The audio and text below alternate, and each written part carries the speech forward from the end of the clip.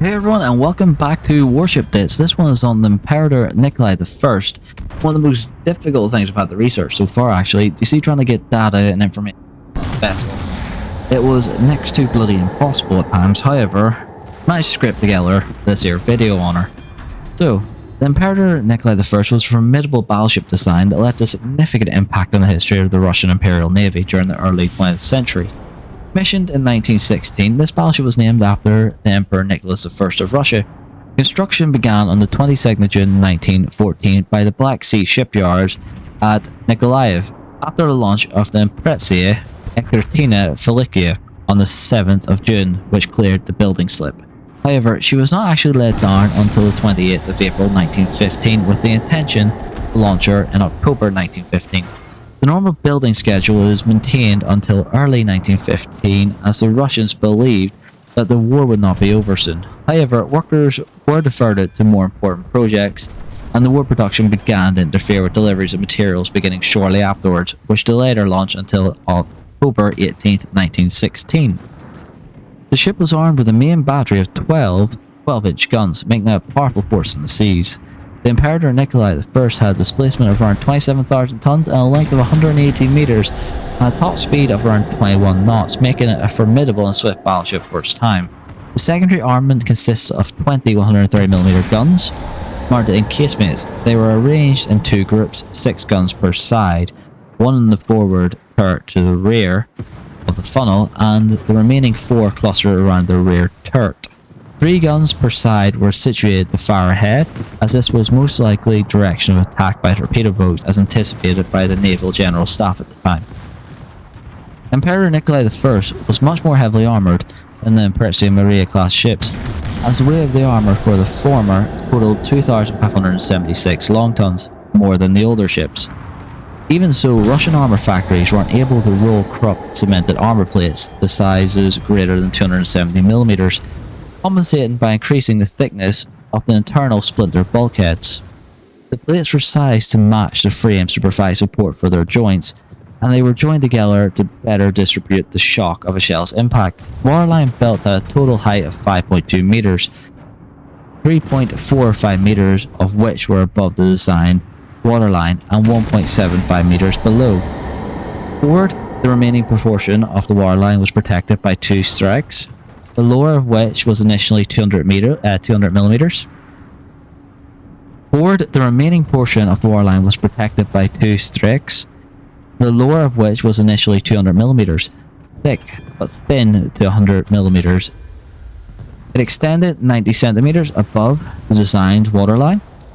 The upper stake was 100 millimeters thick and extended up to the middle deck.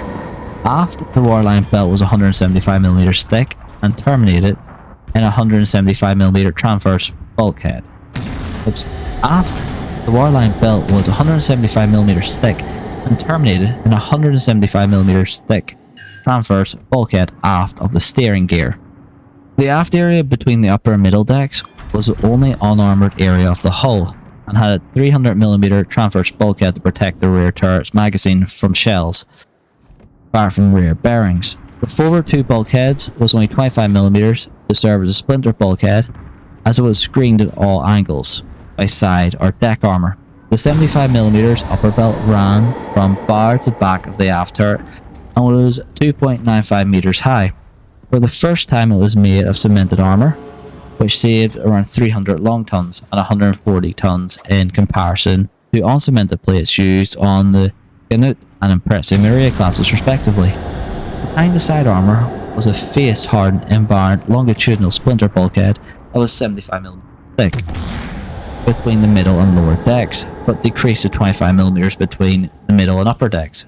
This sloped away from the edge of the lower deck to the lower edge of the armour belt with a thickness of 75mm, which gave it a lot more effective protection than its previous classes. However, unfortunately, with a lot of Russian vessels, this vessel didn't seem to see the sea. Its design reflected the naval arms race of the early 20th century, as major powers sought to build larger and more powerful battleships to maintain their maritime supremacy. She was captured on the 17th of March 1918 when Nikolaev was occupied by the Germans and Austrians. but they did nothing with her incomplete hull. On January 25th, 1919, she was listed by the Director of Ukraine as planned to be completed and included into the Navy list by 1920. On the 27th of January 1919, she was mentioned at the Director of Navy Ministry order at the list for renaming from 1920 into the Sorbona Ukrainia, Union of Ukraine. However, none of the short-lived Directorate's orders were actually implemented. She remained at Nikolaev throughout the Russian Civil War, of no use to our side. The victorious Soviets finally inspected her in 1923 to see if she was worth completing. Her dilapidated state and obsolete design caused them to conclude it was not worth doing so, and she would be sold for scrap. However, efforts were made to sell the hull abroad to raise hard currency. But when these sales attempts came to no fruition, she was towed to Sevastopol on the 20th of June 1927 to begin dismantling. Some facts about her. 27,000 tons standard and 31,000 tons suspected at deep load. She had a length of 182 meters, a beam of 29 meters, and a draft of 9. She had 20 Yarrow Warship boilers that produced a total power of 22,100 kilowatts. She had 4 shafts and 4 steam turbines, with a max speed of 21 knots, with a complement of 1,174, with a 4 triple 12-inch guns, 20 single 130mm guns, 4x4 single 2.5-inch guns, and 4x 17.7-inch torpedo tubes. She carried 3 names in her service: the Imperator Nikolai, Demokratia, and Sorbona Ukrainia. Nevertheless, its construction and brief service provided valuable insights into the naval arms race, technological advancements, and the political upheaval of the 20th century in Russia. The ship's fate also symbolizes the tumultuous period of Russian Revolution and subsequent civil war that reshaped the nation's history. Today, the Imperator Nikolai remains a historical artifact and a reminder of a bygone era when battleships were key players in the geopolitical landscape. Anyways, with that, everyone, thanks again for watching. Hope you enjoyed this video on Warship Dits, as, well, it was a difficult one to research. It was a bloody nightmare to put stuff together for. But hopefully this video turned out okay, and hope you still agree with that. If anyone does have any comments or anything about it, ship or future videos or what I'd like to see, please do mention down in the comments or join us over in Discord. Anyways, with that, everyone, thanks again for watching. Please like and subscribe, and I hope you enjoyed the video.